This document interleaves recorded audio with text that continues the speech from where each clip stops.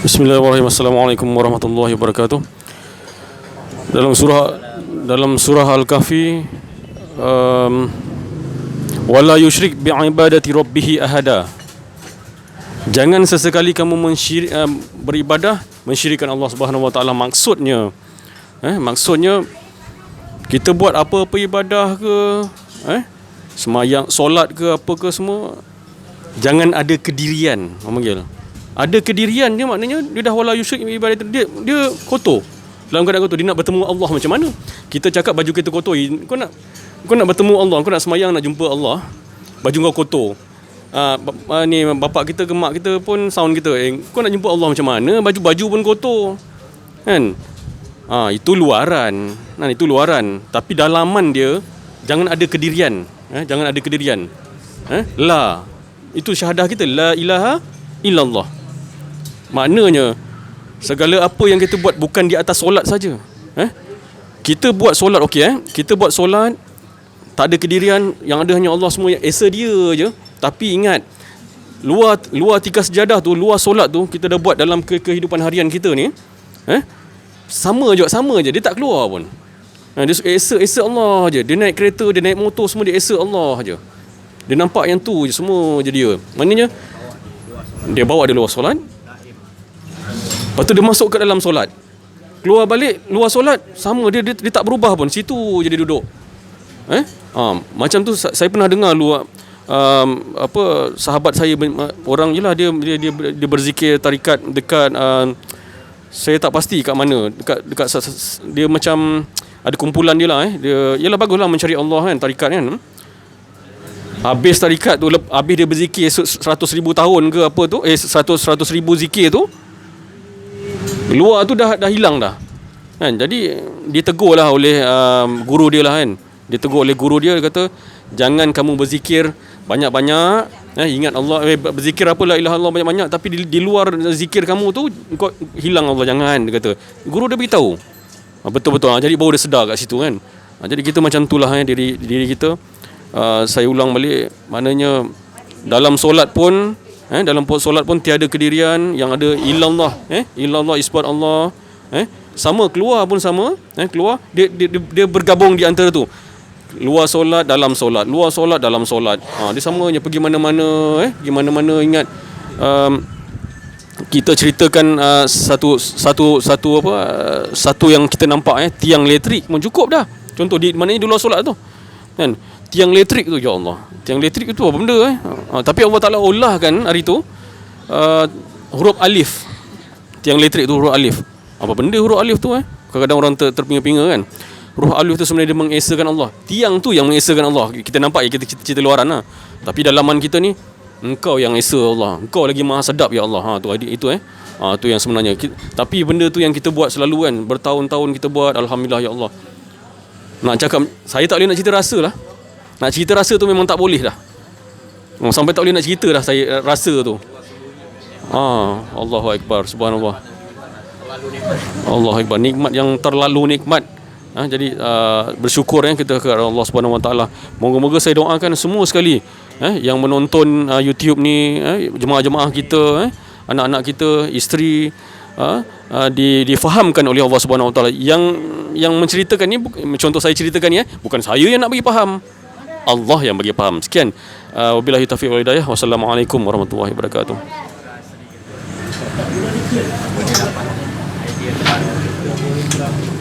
Bismillahirrahmanirrahim. Alhamdulillahirabbil alamin, wassalatu wassalamu ala asyrafil anbiya'i wal mursalin wa ala alihi wa sahbihi ajmain. Rata-rata kita ni kalau dikupaskan tentang nafsu,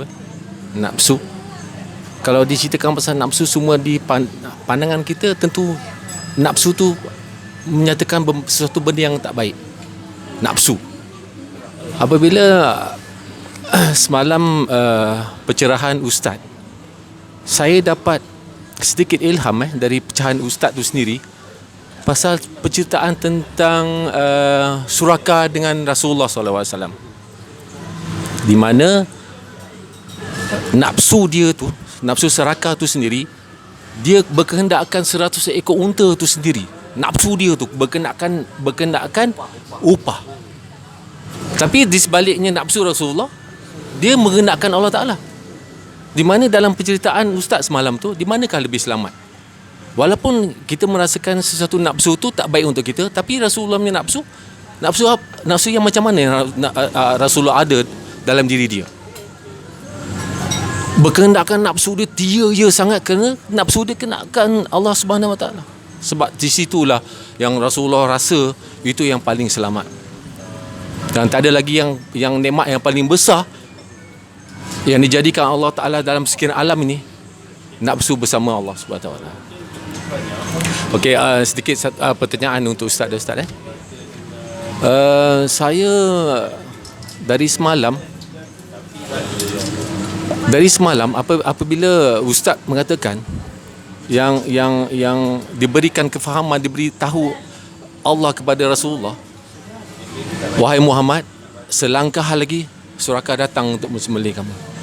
Dengan pengucapan Allahu Akbar, Ustaz mengatakan bergetar. Bila dia menyebut nama Allah, bergetar. Jadi bermakna getaran saya pada semalam sampai hari ini terasa lagi. Getaran sebut tentang Allah Ta'ala itu sendiri. Saya tak boleh nak menggambarkan macam mana Ustaz bergetar sampai sekarang ni. Bukan saya nak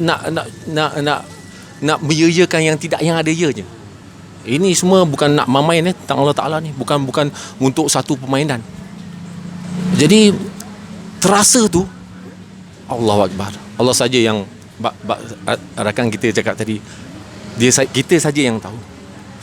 Okey, satu lagi Ustaz, saya diberi rasa di mana majlis ilmu ni Ustaz, waktu Rasulullah sampai pada sahabat-sahabat dia, dan sampai kepada para tabi'in, dan sampai ke wali-wali Allah, dan sampai kepada Ustaz sendiri, dan akan sampai ke akhir-akhir zaman nanti, adakah sama cara penyembahan dia, cara pengolahan dia, cara apa kita kehendak mengenal diri, mengenal Allah Ta'ala, adakah sama? Jadi saya diberi rasa, walaupun kita tak di zaman Rasulullah, tapi kita zaman di sini, kita merasa bersyukur sangat. Walaupun semalam Ustaz ada mengatakan kita jadi diri kita sendiri, tak perlu kita rasa, walaupun kita duduk dengan Rasulullah, jadi mungkin kita lebih teruk pada perangai kita daripada Abu Jahal itu sendiri. Saya dapat rasa di situ, diberikan rasa macam itu. Jadi bertuahnya kita, beruntungnya kita macam majlis ilmu ni macam kita bersama Rasulullah. Alhamdulillah. Sikit sebanyak soalan saya kepada Ustaz, betulkah apa yang saya rasa tu Ustaz? Sikit bagi pencerahan pada semua kami ni Ustaz. Assalamualaikum warahmatullahi wabarakatuh. Kumpul dulu lah.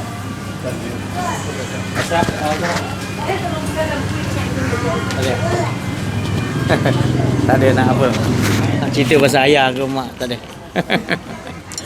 Jadi alhamdulillah semua maknanya apa yang diluahkan oleh 3 saudara kita tadi, itu semua rasa yang original daripada Allah. Jadi kita sekarang ni susah nak dengar maknanya olahan daripada original daripada manusia. Kita suka dengar cerita-cerita pasal yang tak original, yang maknanya yang dah diulang-ulang. Bukan saya cakap tak bagus, saya minta maaf, saya cakap. Saya bukan nak kata saya hebat, bukan. Tapi Allah suruh ceritakan adalah cerita-cerita yang terkini, yang jadi setiap cerita-cerita yang terkini semuanya dibawa oleh, buat kata tadi saudara Asri tadi, itu dibawa oleh Nabi-Nabi semua kisah tu. Bila kita cerita yang asli, yang terkini, sebenarnya kita menceritakan balik kisah tu diulang tu, yang original dia. Sebab Nabi-Nabi, para wali Allah, orang soleh, cuma dia nak cerita yang terkini berlaku dalam diri dia. Macam Rasulullah contohlah, berlaku dalam diri dia sebabkan original, asli daripada Allah. Semua tangan-tangan menulis banyak, sampai ke kita hadis tu sampai beribu tahun pun sampai kat kita macam seolah-olah Nabi tu masih hidup dibacakan hadis tu. Sebab apa? Dia benda asli, sampai bila-bila tak jemu-jemu. Jadi kita bila dapat yang asli, tersentuh juga yang Rasulullah sebut walaupun jauh. Kita terasa Allah suruh para roh-roh tanazzalul malaikatu war Roh suci semua Allah suruh duduk sini. Sebab asli ada kat lidah kita dia bagi. Jadi kita nak yang gitu. Jadi yang datang tu semua yang asli ya. Jadi semua akan seronok dengar. Tapi kalau kita cerita ambil sana ambil, minta maaf saya cakap lah. Bukan bumi sini. Jangan terasa lah. Yang tu pun bagus lah. Yang tu pun bagus. Tapi Allah nak gitu yang asli ya. Aku turunkan setiap susunan-susunan tu tadi. Semua daripada aku. Semuanya. Tapi bila kau tutupi dengan yang lain tu yang jadi tak asli ya. Tak masuk kat dalam hati-hati pendengar. Masuk boleh kejap dia keluar. Macam saudara asli dapat je. Rasulullah ternulis bahawa Allahu Akbar. Sampai sekarang terasa bergetaran Allah tu tadi, rasa dia kemanisan yang Allah bagi. Bila orang betul-betul nakkan Allah, sebutan tu tak sebut pun dalam hidup.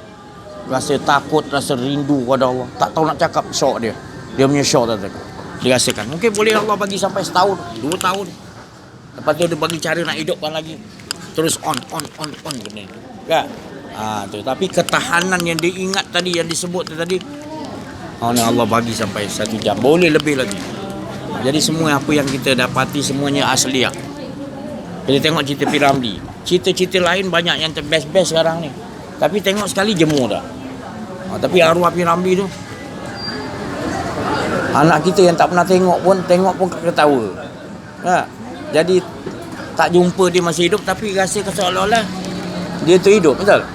Jadi itu cerita je Allah bagikan roh tadi, roh. Itu roh tu maknanya suci. Benda kalau kesucian dia akan on, dia akan hidup.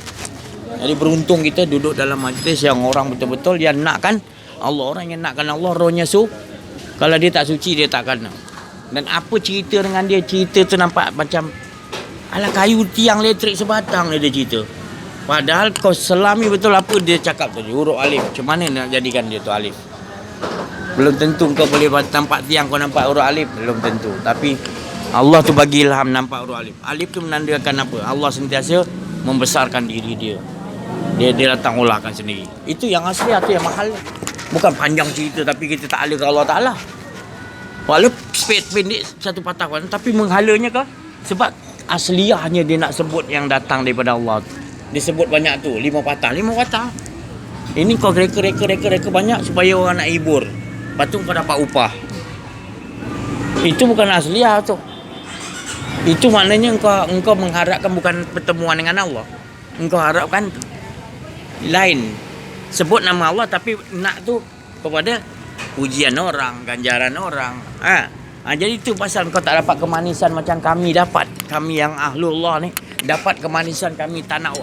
Tak penting tu, kami tak ada dalam hati kami pujian ke apa, ada diri ke, kami upah ke apa lagi. Kami tak ada, kami dah dilatih. Engkau yang sedar dan kami tak mau yang lain. Kami dah dapat engkau. Begitu Allah didik, guru-guru kami didik Allah semua gitu. Jadi kami bersyukur. Jadi alhamdulillah. Kita bersyukur masih kita duduk dalam kumpulan grup yang Allah Ta'ala letakkan yang berani nak ucapkan rasa kemanisan dengan Allah. Soal tengok mana-mana susah orang nak ceritakan olahan. Banyak kan dia cerita-cerita yang direka-reka. Kan tak asli. Alhamdulillah. Sekian kita. Terima kasih perhatian. Mohon maaf atas kesalahan, ada rasa diri dalam menyampaikan. Wabillahi taufik wal hidayah. Assalamualaikum warahmatullahi wabarakatuh. Bagi Said baca doa Said.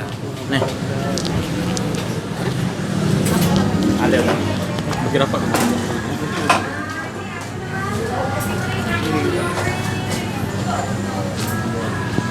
Sallallahu alaihi Muhammad sallallahu Sallallahu alaihi Muhammad sallallahu alaihi wasallam. Rabbana atina fid dunya hasanah wa fil akhirati hasanah wa qina adzabannar. Allahumma inna ala dzikrika wa syukrika wa ibadati. Wa sallallahu alaihi wa sallam. Subhanallah. Alhamdulillah.